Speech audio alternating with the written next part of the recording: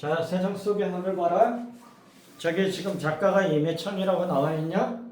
임혜창이라고 나와 있는데 얘 직업이 기녀다, 기녀. 알겠지? 자, 세상 속의 학 제목에서 벌써 눈치채야 돼. 세상, 세모, 학, 동그라미. 그러면 여기 있는 학은 신선세계의 학.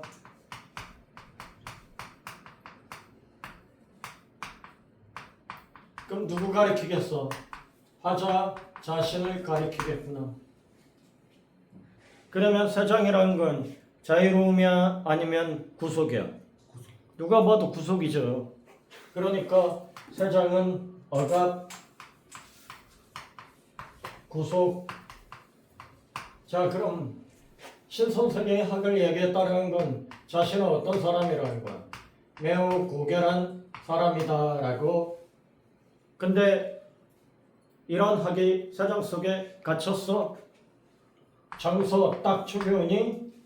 자, 여기 나타나는 정서는 긍정적, 부정적? 부정적이잖아. 그러니까 부정적 정서가 나타나는데 여기에서 하나 더 억압과 구속을 의미하는데 이게 지금 병치레를 했단 말이야. 아파가지고 바깥에 못 나갔어. 나중에 이것 때문에 죽게 되거든요. 이 얘기는 뭐냐? 아파서 밖에 못 나가니까 내가 있는 방 안이 뭐로 보인다? 세상으로 보이는 거예요. 이해됐습니까? 그러면 부정적 정서 뭐예요? 비애. 자, 이걸 이야기할 거다. 이 얘기지. 자, 감안하고 이제 한번 봅니다. 세상에 한번 갇히자 돌아갈 길이 아득합니다. 그래서 세상에 갇혀서 이게 현재예요. 그러면 돌아갈 길이 아득하다. 돌아갈 길 여기가 어디냐 했더니 이거 염두에 두면 신선세계. 그러면 신선세계이자 더하기 우리는 이 공간이 어떤 공간? 자유로운 공간. 알겠습니까? 이게 아득하고 고륜산은 어디냐? 바람이 높아라.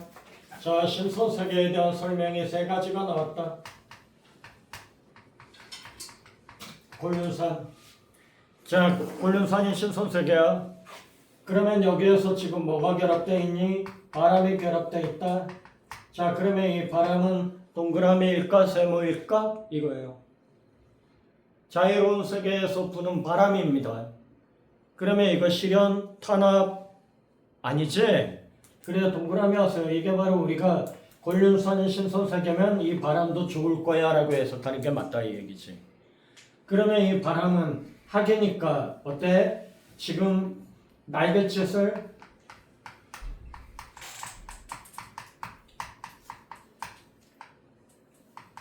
도와주는 역할일 거 아니야.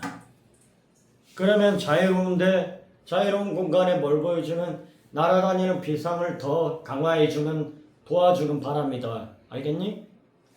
그러면 뒤에 거 봐봐. 뭐가 나왔어? 청전이 나와. 청전 여기도 동그라미. 그래서 동그라미 신선세계.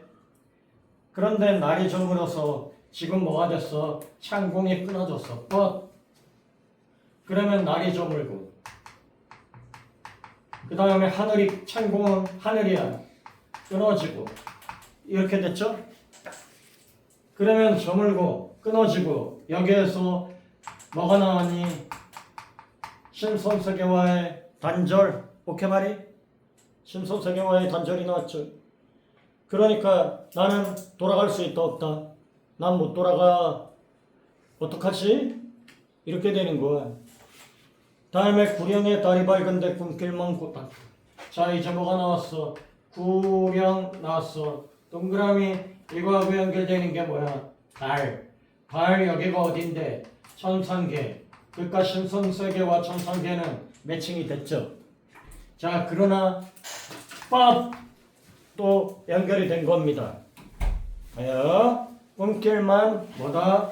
꿈길이 고달프다. 꿈길 고달프다.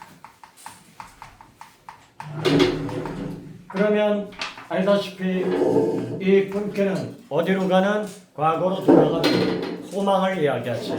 세상에서 벗어날 소망을 이야기하지. 알겠어요? 그런데 고달프다 그랬으니 세모하면 이것도 갈 수 있다 없다 단절 끝과 소망의 뭐야 좌절 보여주는구나 이 말씀이다. 알겠습니까? 소망의 좌절. 됐지? 그 다음에 봅니다. 여행 그림자가 짝도 없이 홀로 서 있는데 이게 현재예요. 그래서 자 요거와 대비를 이루는 거 여인 그림자가 짝도 없이 뭐에 홀로 서 있어요. 그러니까 여인 그림자 홀로 이게 지금 다 화자 그쵸? 여인 그림자 지금 뭐야 아파 그러니까 투병 중이고 다음에 홀로 여기에서 고독과 외로움 딱 나오고 있죠. 됐지? 자, 그 다음에 또 뭐가 나왔냐? 했더니 저녁에 까마귀 때는 스스로 신나 온 숲이 떠들썩합니다. 자, 화자와 대조를 이루는 이미지가 까마귀 때가 대조를 이루는. 그러면 까마귀 때 객관적 상관물이죠? 객관적 상관물이 나왔어. 까마귀와 관련된 건 두 가지. 지금 신났어. 그 다음에 숲을 떠들썩하게 해. 그러니까 화자의 비극적인 자조와 까마귀 떼는 대조죠. 그러면 까마귀 떼를 바라보면 화자는 우울증이 더욱 심화되는 거죠. 그래서 객관적 상관물. 객관적 상관물은 나의 감정과 바깥의 상황이 대조를 이룰 때 객관적 상관물이 만들어져요.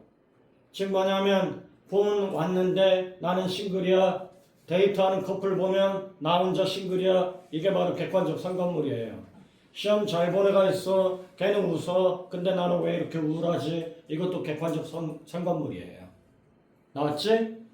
다음 보자. 뭐라?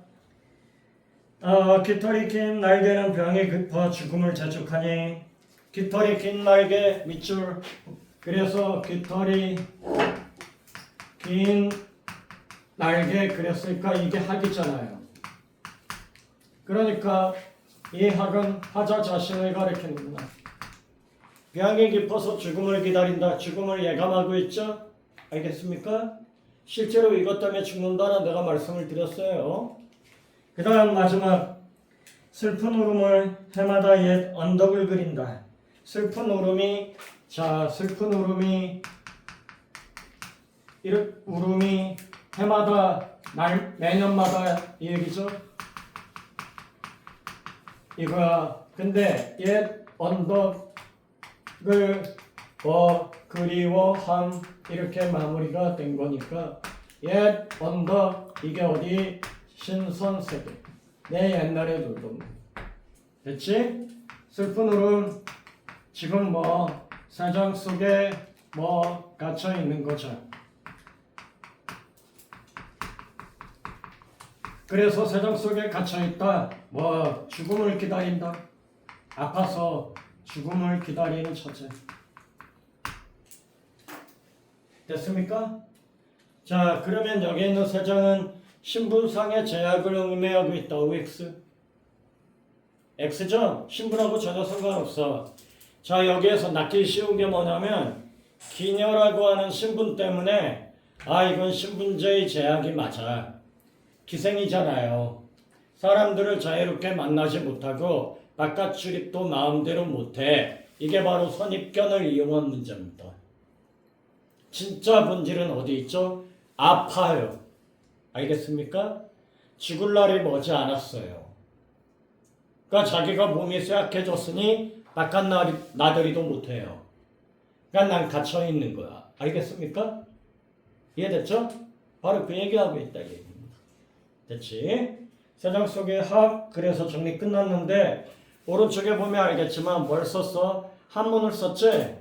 한문을 쓴 거 보니까 어떻습니까? 이 사람 굉장히 공부 잘했구나. 유식하구나. 그러니까 기녀가 단순한 기생이 아닌 뭐라는 거 알 수 있어? 예술인이라는 거 알 수 있는 거죠.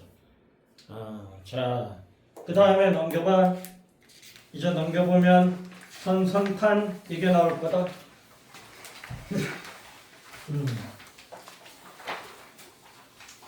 이게 별표가 될 수 있어.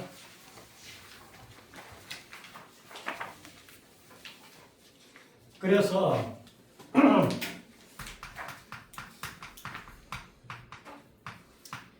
배 위에서 탄식한다 이 얘기입니다. 근데 이 배가 전투함이에요. 임진왜란을 배경으로 하기 때문에 이 전투함을 우리는 판옥선 이렇게 얘기하거든요. 판옥선. 그러니까 지금 이 친구는 판옥선의 지휘관입니다. 그래 전투함 나왔는데 작가는 지금 이 배의 지휘관. 그래서 이 지휘관으로 참전을 했다. 이때가 임진왜란 중에 정확히 언제에 해당하는 거냐면 정유재란에 해당하는 거야. 정유재란이면 임진왜란 다음에 일어난 전쟁입니다. 임진왜란과 정유재란 사이에 이른바 휴전이 있어요. 그래서 그 휴전 기간 동안 끝나고 이제 이순신 장군께서 쟤네들 마지막으로 다 없애버리겠다 하면서 이제 알고 있는 우리 노량인가? 그 마지막 해전이 벌어지게 되는 겁니다. 어쨌든 거기에 부산에서 전쟁터에 참여한 엄청난 사람이죠. 그러면 전투함 이거 생각보다 중요하니까 별도해 두는 게 좋을 거야. 이제 작품 내용 한번 보자. 보면 조그마한 이 몸이 병중에 들었어. 그러니까 나이 들었는데 아프기까지 해. 이러면 싸울 수 있어 없어? 못 싸워. 근데도 싸우겠다라고 나서는 거야. 그래 계속 보자. 분풀이 한풀이도 어려울 듯하지만 그러나 죽은 제갈도 산 중달을 내쫓고 나옵니다. 자, 몸이 지금 투병 중이라서 그 다음에 더하기 늙어서 지금 복수가 지금 힘들어요. 그러나 이렇게 가는 거야. 알겠니?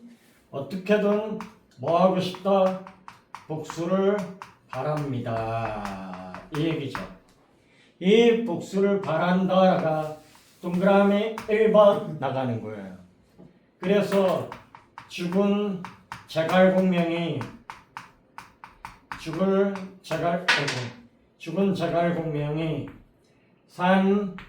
살아있는 지금 중달을 내쫓고 얘가 도망갔거든요. 내쫓고 다음에 두 번째 손발이 없는 그래서 손빈이라고 나와 있냐? 그냥 발 없는 손빈도 이거죠. 그러면 여기서 보자. 이 관계. 여기에서도 이 관계. 그래서 자 멀쩡한 사지가 멀쩡한 이 얘기입니다. 그래서 방연을 잡았거늘 멀쩡한 방연을 잡았다 이거죠. 그러면 화자는 어떠냐 이 얘기예요.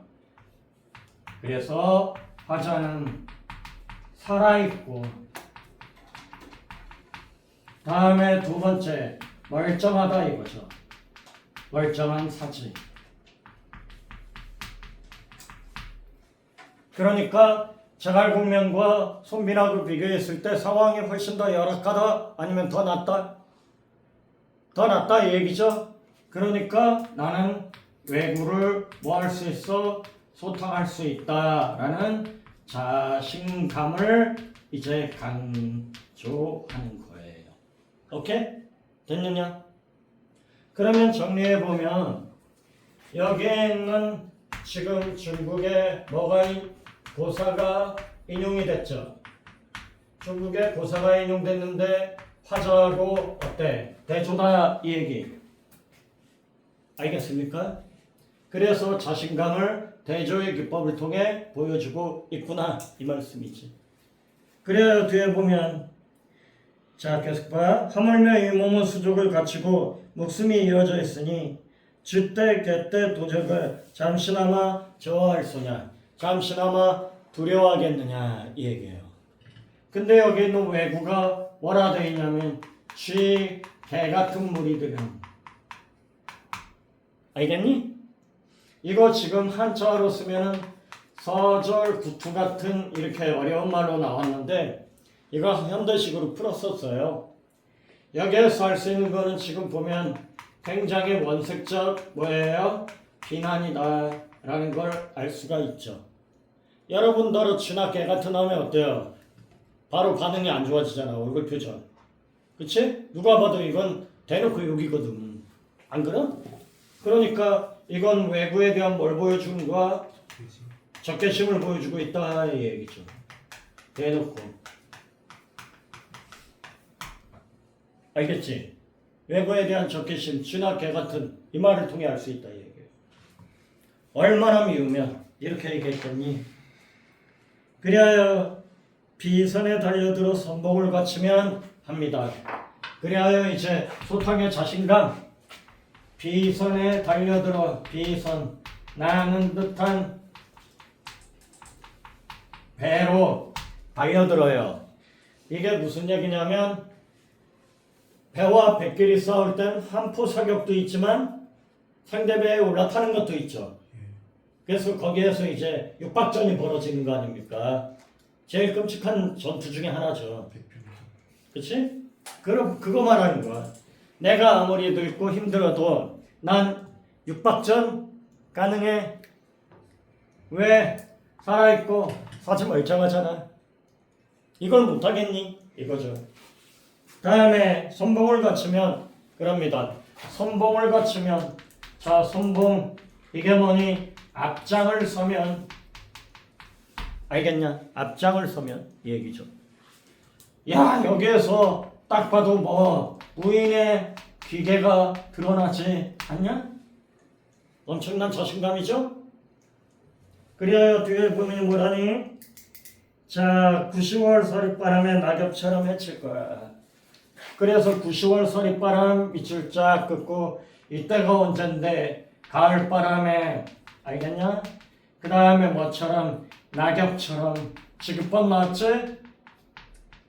다음에 누구를 여기에 목적어 생략돼 있죠? 외구들을 해치리라 섬멸하리라.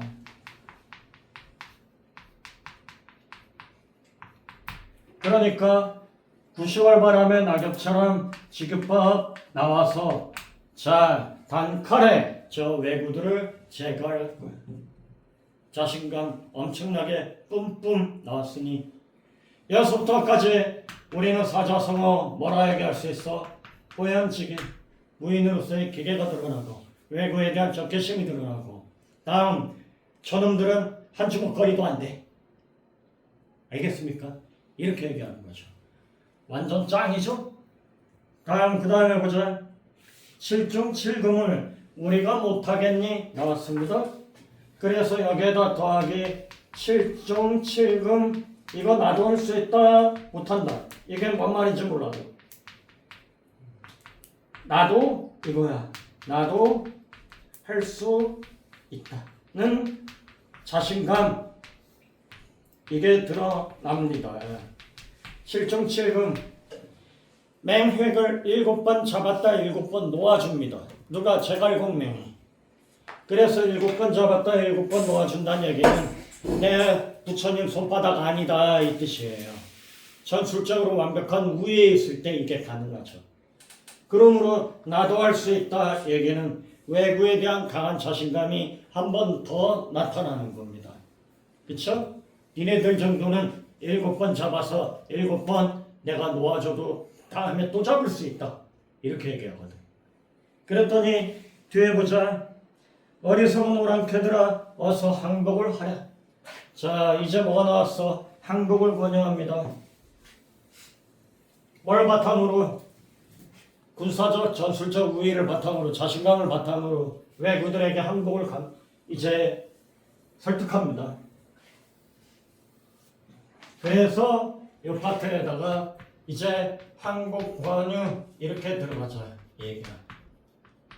항복 권유 들어가 보면 뒤에서 보자. 항복한 자 죽이는 법이 없어 너를 굳이 섬멸하겠니? 우리 임금의 성덕이 더불어 살자 하느니라. 그래서 항복의 근거가 뭐냐 했더니 임금의 뭐 때문이다? 포용 때문이다. 임금의 포용이 뭔데? 밑줄 쫙 긋고 더불어 살자 함이다. 그 더불어 살자 함이 원래 본문 내용에서는 평생이라고 나옵니다. 더불어 같이 살자 이 얘기니까. 자, 어때? 진정한 평화주의자 알겠습니까? 우리는 근본부터가 진정한 평화주의자야 라고 얘기하고 싶지만 사실 우리도 잔인한 민족이긴 맞죠. 전투 중에 상대방을 몰살시키는 거 솔직히 이순신 장군님께서만 하더라도 어때요? 항복하면 살려준다가 아니었잖아요. 다 죽인다.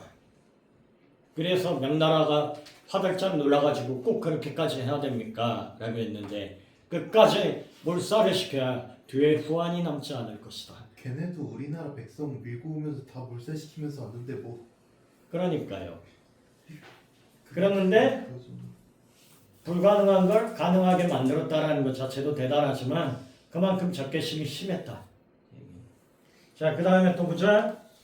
뒤에 보면 자, 태평천하에 유승군민이 되어 있어. 이거 나옵니다. 야, 여기에서 이제 봐라. 태평천하에 그 다음에 더하기 유승군민이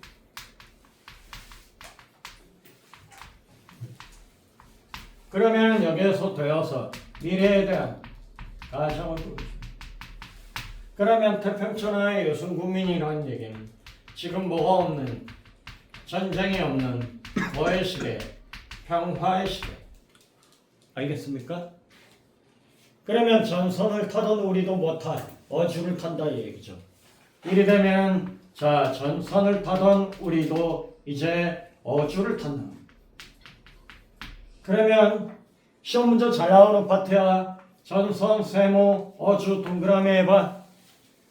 그러면 전선은 아까 말한 대로 판옥선, 전투함이거든요. 이건 누가 봐도 전쟁이죠. 근데 어주, 고기, 잡이, 배주. 그러면 대유법이죠. 전선은 우리가 전쟁을 의미하는 거고 어주는 우리가 평화를 의미하는 거죠. 알겠습니까? 똑같은 배인데 용도가 달라. 시대가 어떠냐? 이거에 따라 달라지는 거야. 그렇죠? 그래야 뒤에 봅니다. 가을달 봄바람에 높이 베고 누워있어서 성대에 파도 없는 바다를 다시 보려 하노라. 여기 봅니다. 성대에 파도 없는 바다를 그 다음에 뭐라? 다시 보려 하노라 이렇게 돼 있어. 그러면 다시 보려 하노라 이건 뭐야? 의지. 뭐에 대한 의지? 미래에 대한. 그죠? 그러면 성대 했는데 여기 들어갈 말은 태평성대의 줄임말. 전쟁이 없는 거. 파도가 없는 바다 이거 은유법이죠. 은유법이고 파도가 없다. 전쟁이 없는 뭐라? 평화를 다시 보고 싶구나. 그래서 미래에 대한 의지 및 소망이 나왔구나 하고 끝나는 거예요. 정리됐습니까? 그러면 지금 이 내용을 간단하게 다시 보면 나 지금 늙고 병들어서 거동하기도 힘들어 죽겠지만 어떻게 한다? 누구보다 앞장을 서서 선멸을 하고 싶다. 그 다음에 제갈공명도 산 중달을 내쫓았고 사지가 없는 손빈도 방향을 잡아들였으니 나라도 못하겠느냐. 그렇죠? 그 다음에 외구들아 죽을 각오해라 아니면 항복해라. 항복해라. 이유는 우리 임금이 너희들을 용서할 것이다. 더불어 같이 살자는 게 우리 임금의 마음이다. 그러니 뭘 버리고 전선을 버리고 어주로 이걸 꿈꾸는 거죠. 전쟁을 피하고 평화의 시대로. 그리하여 작가가 소망하는 것 다시 보려 해. 여기에서 미래지향적 소망과 의지가 드러나서 끝난 거야. 그러나 당연히 이거 말고도 다른 내용이 좀 있다. 다른 내용이 좀 있다는 얘기는 수능이든 9월 모평이든 만일에 이게 출제된다고 하는 경우엔 선성탄 전문이 출제될 가능성이 있다라는 거죠. 만에 하나 9월 모평을 보고 선성탄이 안 나와버리면 내가 선성탄 전문을 다시 공부시킬 거예요. 그렇게 알고 대비하시면 되겠습니다. 자, 그래서 일단 하나 끝냈지?